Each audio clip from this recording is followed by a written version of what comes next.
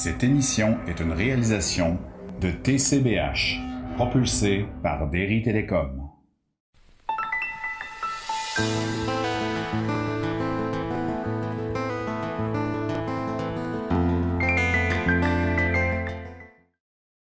Bonjour, et je suis contente de vous retrouver pour cet entretien d'aujourd'hui qui traitera sur Édipe intérieur.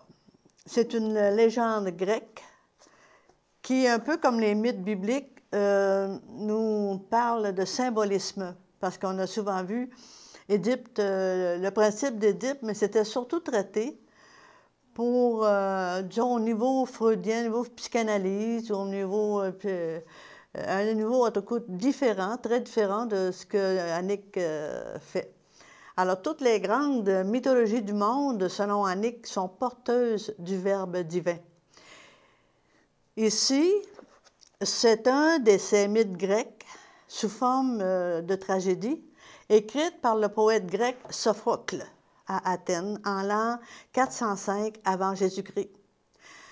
Le drame qui est énoncé est celui d'Édipe, qui, au-delà de toute fatalité et de toute interprétation déterministe, s'éclaire d'une lumière mystique, sans laquelle l'homme est appelé, dans laquelle, c'est-à-dire l'homme est appelé à épouser ontologiquement sa mère, sa sœur, mère, symbole de son féminin intérieur, et à franchir toutes les mutations ou étapes successives pour réussir son destin royal et divin.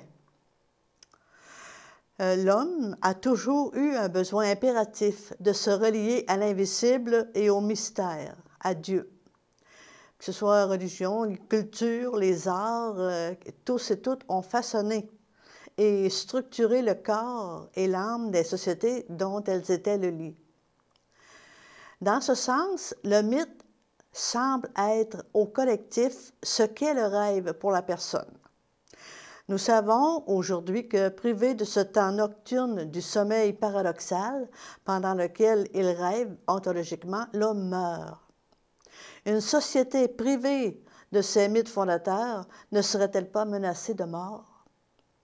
Rêve et mythes ont une source également mystérieuse à laquelle va se désaltérer d'une façon tout aussi mystérieuse, mais indiscutablement opérative, une part secrète de l'être, palpitante comme un parfum et donatrice du souffle.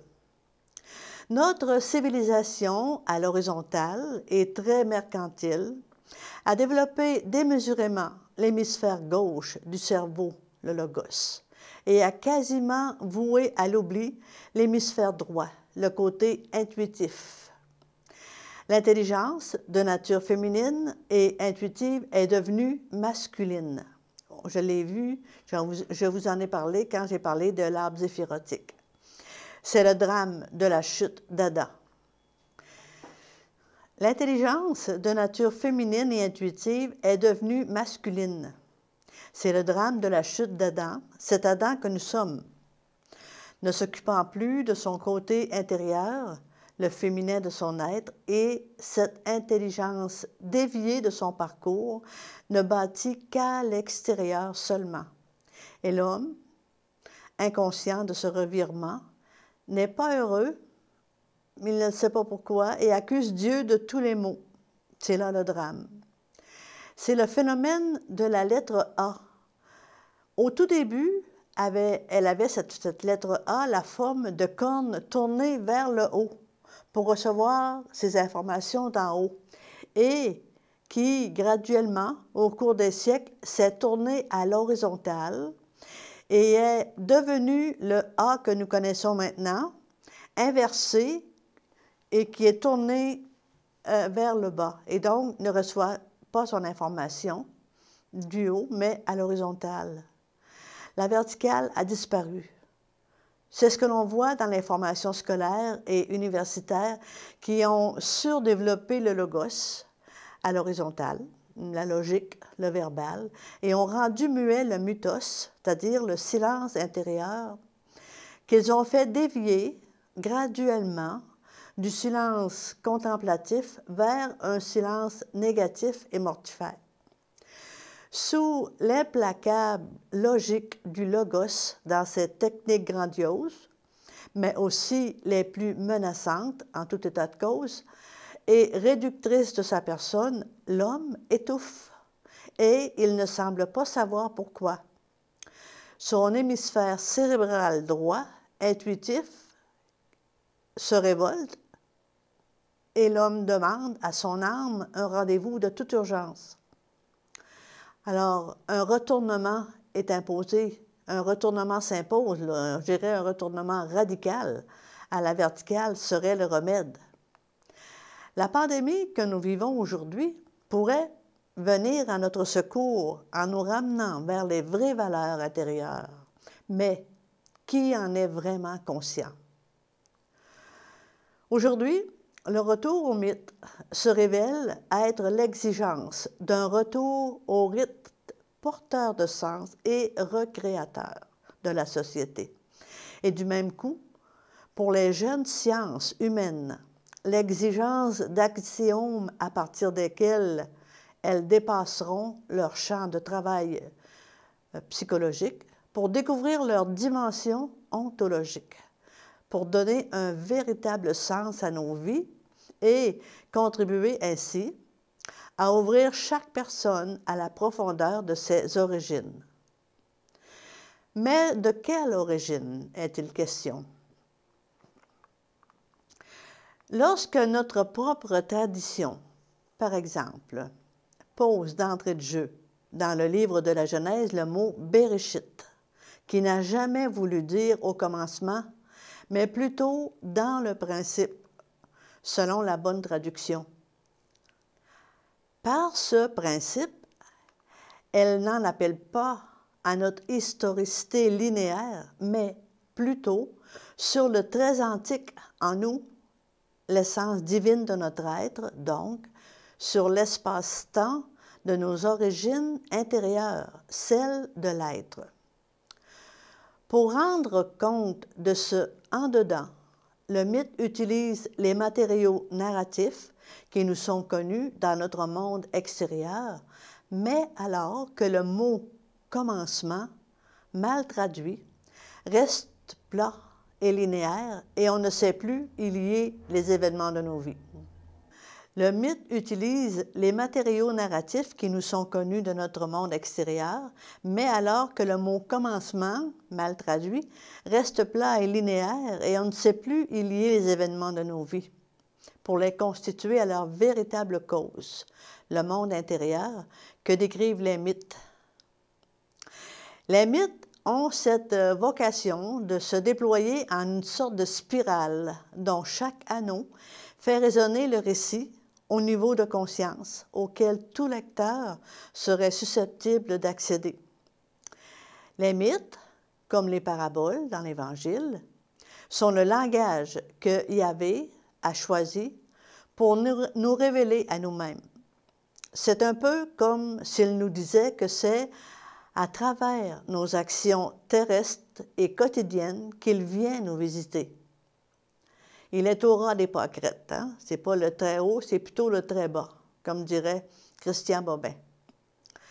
La conscience est ici l'expérience personnelle d'un éveil intérieur à une réalité insoupçonnée jusque-là, et ceci à différentes octaves ou compréhensions correspondant aux progressives dimensions du réel qui se laissent ainsi découvrir.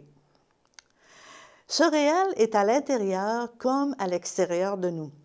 Le cosmos intérieur et le cosmos extérieur sont les deux pôles d'une même réalité, mais l'homme, étant actuellement bloqué au stade du premier anneau de la spirale, n'en aperçoit que l'immédiateté du dehors, qui est comme une sorte de coque dure qui cache le fruit. Ce n'est que dans la réalisation de l'immense potentiel d'énergie constituant son cosmos intérieur que l'homme, dans sa personne, peut atteindre à ces étapes d'expérience où l'énergie, devenue information, construit les champs de conscience successifs et nouveaux. Ainsi, nous voyons que l'énergie non réalisée s'exprime comment? En violence, parfois créatrice, mais très souvent destructrice à l'extérieur, où s'impriment en nous les maladies de tous ordres. Le malaise vient de là. Le mal ne vient pas de Dieu, mais de nous, en ne répondant pas adéquatement à nos critères d'origine. Cependant, il y a de l'espoir qui s'amorce en cette matière. Cette puissance transformante et informante de l'esprit en l'homme, la puissance de l'éros en cet ère du Verseau, est en train de devenir objective dans un collectif encore restreint, bien sûr, que forme une île avancée de physiciens de la physique quantique lorsqu'ils parlent de ces différents niveaux du réel comme un déploiement d'un univers replié ou impliqué que l'on appelle le surunivers, où tout est connecté, où tout ne fait qu'un, dont parlent Régis Dutheil, David Bohm et tant d'autres. Pour ces physiciens et scientifiques, cet univers est celui-là même de la conscience. C'est nouveau. Il est celui de nos origines, celui du principe de tout être. Au-delà de cette clé de voûte du réel, le temps n'existe plus. Ils viennent de s'apercevoir de ça. Donc, le temps n'existe plus, il est aboli, et l'univers infini est d'un présent éternel que l'on nomme « Je suis ». Je suis est Yod-Hé-Vav, mais comme le prononcent les Hébreux, mais nous prononçons Yahvé, le Dieu de la Bible, fondement du créé, principe de vie, dont le Christ dit, lorsqu'il répond aux pharisiens et aux sadducéens qui lui disaient qu'ils ne pouvaient prétendre être plus vieux que leur ancêtre Abraham, il leur dit qu'il est celui-là, le « Je suis ». Il leur répond en toute assurance, avant qu'Abraham fût, je suis. Vous trouvez ça dans Saint Jean, au chapitre 8, versets 28 et 58. Mais il dit aussi, si vous ne croyez pas que je suis, vous resterez dans votre péché. Jean 8, verset 24. Dans ce péché, le péché, dans la langue hébraïque, veut dire manquer la cible. Dans ce péché, donc, dans ce manque de la cible, les autres traditions en parlent aussi. Leurs mythes se font écho les uns les autres. Chez les Grecs, où on a Prométhée dérobant le feu du ciel dans la forge d'Héphaïstos, au lieu d'être introduit par la voie juste en ce lieu pour y conquérir le matériau divin. Il y a Pandore, qui veut dire tous les dons, l'épouse de Prométhée, ouvrant la boîte interdite et laissant échapper les énergies qu'elle ne sait plus gérer. Et Prométhée, son époux, ne peut plus maîtriser le feu. Il y a aussi Thésée, lui impatient, soulève avant l'heure la pierre révélatrice de ses origines royales et alors tue le Minotaure de sa massue de cuir sans même avoir appris à manier l'épée d'or. Également, dans une autre légende, on a Dédale et Icare qui se construisent des ailes de cire pour sortir du labyrinthe. Mais leurs ailes de cire fondent au soleil, et tant d'autres encore. Prenez dans le livre de la Bible les hommes de la tour de Babel qui, tournant le dos à leur valeur ontologique, ils veulent se passer de Dieu, se répandent dans la plaie de Sinéar, une plaie pleine de souffrance, pour se construire une tour de briques prétentieuse, sans aucune valeur ontologique et axée tout entière sur les valeurs mercantiles, donc des valeurs extérieures, la brique, qui n'est que de valeur marchande finalement.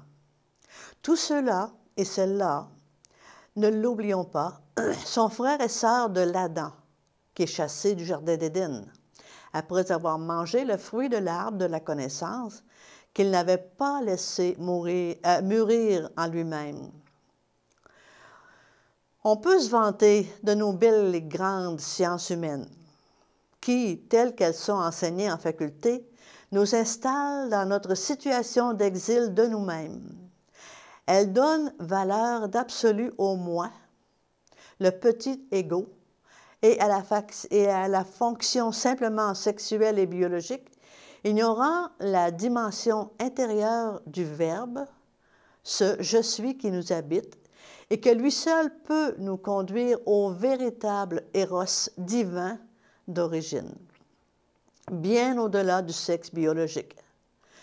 N'oublions pas cependant que le biologique et le côté ontologique ne peuvent être séparés. Ils sont faits pour vivre ensemble. Notre corps est l'outil de notre intériorité. De cela, il faut en être conscient. Le vrai je, ce je suis en devenir en nous vers la totale lumière est bien au-delà du petit moi égo. Les sciences, c'est très bien, je n'ai rien contre les sciences, mais trop souvent ne nous conduisent aucunement vers nos véritables origines, c'est-à-dire dans cette part de l'être où l'homme pourrait comprendre son mystère sacré et vivre sa poésie prophétique pour retrouver sa véritable identité divine. On voit quand même de plus en plus des efforts en ce sens-là chez les plus jeunes scientifiques. Heureusement, il y a des hommes et des femmes de tout temps qui ont su percer le mur de l'exil dans lequel nous sommes pour entrer à l'écoute du divin. Malheureusement, l'institution, quant à elle, continue de maintenir l'homme aveugle et sourd à son mystère. Boiteux, car il ne marche que sur un côté de lui, son côté extérieur, et le drame est qu'il ne le sait pas. Il n'en a aucune conscience. Il est en exil de lui-même, trouvant souvent la vie absurde, parce qu'exilé de son Dieu. Il ne s'en rend même pas compte, car son ego lui cache la lumière.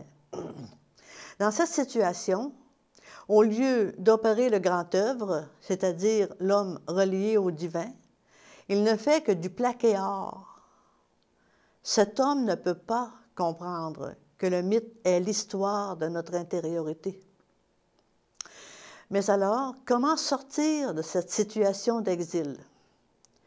Que faire pour nous réorienter? Ne serait-ce pas obéir à l'ordre biblique donné à Abraham, « Va vers toi », c'est-à-dire notre Christ intérieur, notre « je suis ».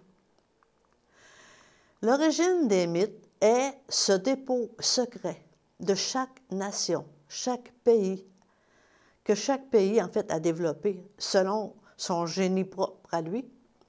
En fait, tous les peuples connaissent d'une connaissance secrète le mystère de l'incarnation, de la mort et de la résurrection du Christ qu'ils vont exprimer chacun selon sa culture.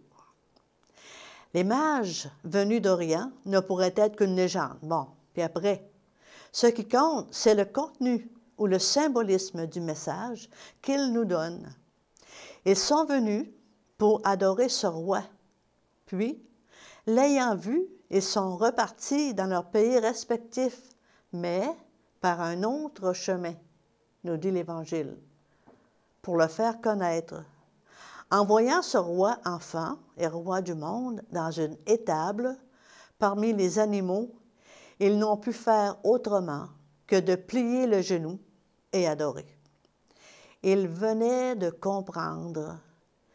Ils ont donc abandonné leur futile sagesse et leur couronne pour s'incliner devant cette folie, plus haute que la plus haute des sagesses. Ils sont entrés là, justement, dans l'expérience du « je suis ». Ils ne pouvaient donc plus retourner en arrière par le même chemin. Ils sont repartis par un autre chemin, nous dit l'Évangile. Conscientisés ou pas, et à quel degré de profondeur était cette quête des mages, je ne sais pas. bien malin qui saura le dire, mais le message est là. Aujourd'hui, l'histoire que nous verrons est une légende grecque, celle d'Édipe. On ne parlera pas du complexe d'Édipe, comme je vous ai dit tout à l'heure, comme on a l'habitude de le faire dans la psychanalyse freudienne ou autre, mais plutôt de tout son symbolisme dans sa quête d'identité. N'est-ce pas cette quête d'identité qui, en Grèce, et tout particulièrement dès l'aube des temps, mobilise ses héros? Ici, nous abordons donc le mythe d'Édipe, à qui la Sphinx va demeurer ou va demander de résoudre une énigme.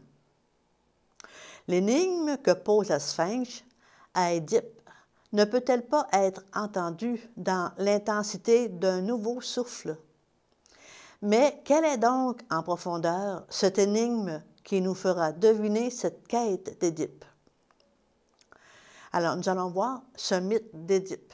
Ici, je fais un tout petit résumé de l'histoire d'Édipe au cas où ceux et celles qui ne connaîtraient pas cette légende, qui n'est pas textuellement celui d'Annick, mais qui vous aidera à vous situer dans la surprenante aventure de ce personnage mythique de la Grèce antique.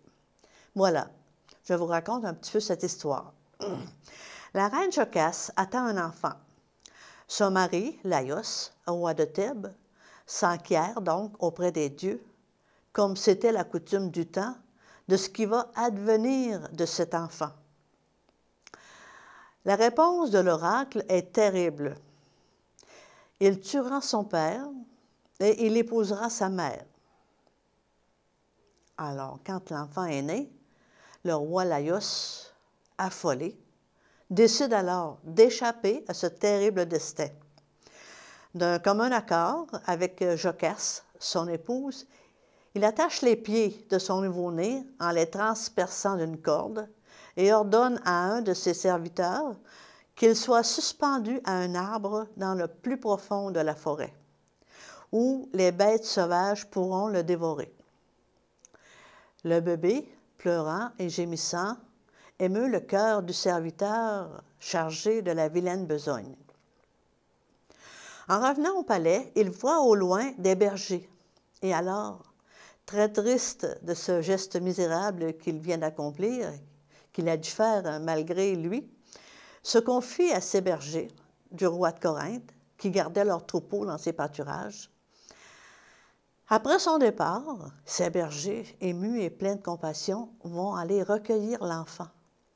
Ils l'amènent à leur maître, Polybos, le roi de Corinthe, et à sa femme Périboa, qui, justement, désespérait d'avoir un héritier. Voyant les pieds enflés du bébé, le roi Polybos l'appelle Édipe, ce qui en grec veut dire « celui qui a les pieds enflés ». Le roi l'éleva comme son propre fils. Les années passèrent, mais un jour, pendant une querelle, un Corinthien, ami d'Édipe, traite Édipe d'enfant trouvé. Édipe, étonné et alarmé, part demander la vérité d'abord à ses parents, qui, eux, le rassurent et lui demandent d'oublier tout ça. Ce sont des potins. Mais Édipe est intrigué et continue de se demander intérieurement si vraiment il est bel et bien l'enfant du roi et de la reine de Corinthe. Comme il veut en savoir et en avoir le cœur net et savoir qui il est vraiment, toujours sa quête, qui il est vraiment, il décide d'aller voir la prêtresse Phéti de Delphes, qui, elle, lui révélera sûrement sa véritable origine. Alors, la prophétesse, comme de raison, mais sans lever le secret d'origine, lui prédit qu'il tuera son père et épousera sa mère. En entendant ces paroles, Édipe fut pris de vertige. Il lui sembla que son cœur devenait de pierre et, poussant un cri déchirant, il s'élança hors du temple sur la voie sacrée, fendant la foule compacte des pèlerins qui s'écartaient devant lui comme des ombres vaporeuses. Il se précipita sans rien voir sur le chemin et s'engagea dans le défilé qui aboutit à un carrefour. Il se trouva soudain devant 3 routes qui se croisaient. Il frémit en les apercevant. Tout autour de lui, les monts sourcilleux se dressaient, menaçants, et leurs échos semblaient répéter la malédiction de la prêtresse. Il s'en va donc tout droit devant lui comme une bête traquée. À ce moment précis, Édipe se trouve face à un vieil homme assis dans un chariot, tiré par des mules et entouré de ses fidèles serviteurs. Le vieil homme lui commande un peu trop impérieusement de s'écarter de son chemin. Édipe, qui a le sang vif et en colère, le frappe et le tue. C'était bien sûr le roi Laïos, son père. Inconsciemment, Édipe l'a tué. Ainsi, Édipe accomplit la première prophétie sans le vouloir. Édipe arriva à Thèbes, qui était sous la coupe d'un monstre sanguinaire appelé la Sphinge, un lion à tête de femme. La créature bloquait toutes les routes menant à la ville, tuant et dévorant les voyageurs qui ne pouvaient résoudre l'énigme fameuse qu'elle leur proposait. Voici l'énigme. Elle demandait « Qui est celui-là » À l'aurore, il se traîne sur 4 pieds. À midi, il marche sur 2. Le soir, c'est sur 3 qu'il marche en chancelant. Quel est cet être? Jamais le même, et cependant jamais plusieurs, mais un seul. Édipe répond sans hésiter que c'est l'homme, qui, au matin de sa vie, marche à 4 pattes, va sur ses 2 jambes à l'âge adulte et au soir de sa vie, s'aide d'une canne pour soutenir sa vieillesse. Personne avant Édipe n'avait résolu cette énigme. La Sphinge, vexée, se suicide. Par ce fait, la ville est débarrassée de la vilaine Sphinge. Édipe alors s'attira les faveurs de toute la ville pour avoir libéré Thèbes de ce vilain Sphinge. Pour le remercier de cette délivrance, les Thébains le firent roi et lui donnèrent pour épouse, croyez-le ou non, la veuve de Laïos, Jocaste, sans savoir que Jocaste était la mère d'Édipe. Édipe non plus ne le savait pas. Pendant de nombreuses années, ce couple vécut heureux, ne sachant pas qu'ils étaient en réalité mère et fils. Alors, la seconde partie de l'oracle, à savoir que Édipe épouserait sa mère, venait de s'accomplir. Les années passent, des enfants naissent du couple incestueux, 2 garçons, Éthéocle et Polynice, et 2 filles, Antigone et Ismène. Mais voilà que la peste ravage le pays. Alors, dans le temps, on disait, mais qui est le coupable? Édipe, innocemment, envoie son oncle Créon à Delphes pour savoir et quoi faire. Et l'oracle de Delphes proclama que le meurtre du roi Laïos devait être puni et que le malheur ravagera la cité tant que ce meurtre ne serait pas vengé.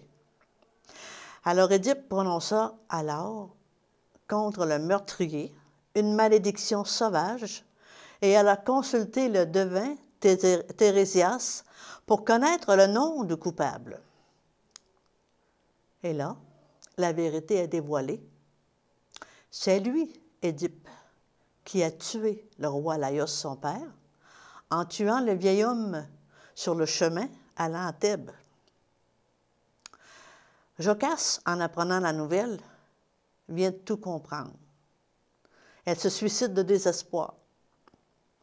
Édipe, lui, apprenant cela, se crève les yeux et renonce au trône. Il ne veut plus rien savoir de ce monde. Il laisse donc le palais et part sur les routes chercher un pardon thérapeutique. Aveugle, il se fait guider par sa fille.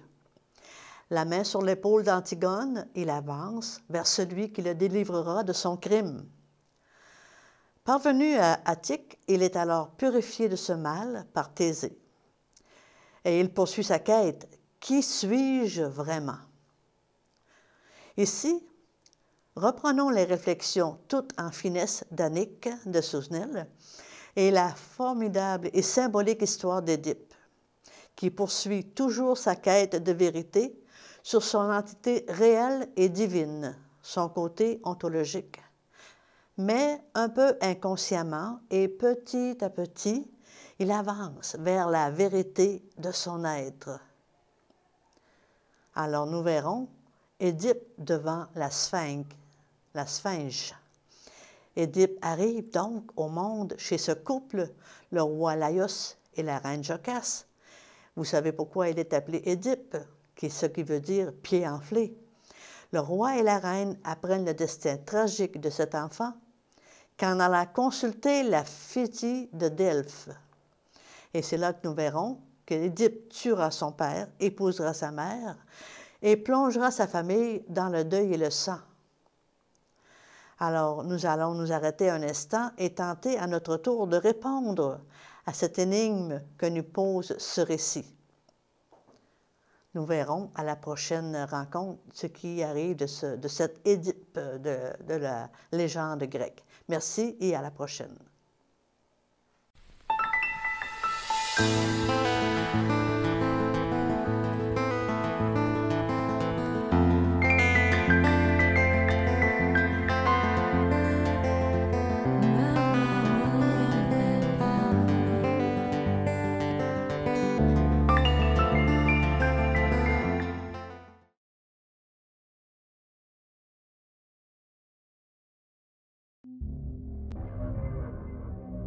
Cette émission est une réalisation de TCBH, propulsée par Derry Télécom.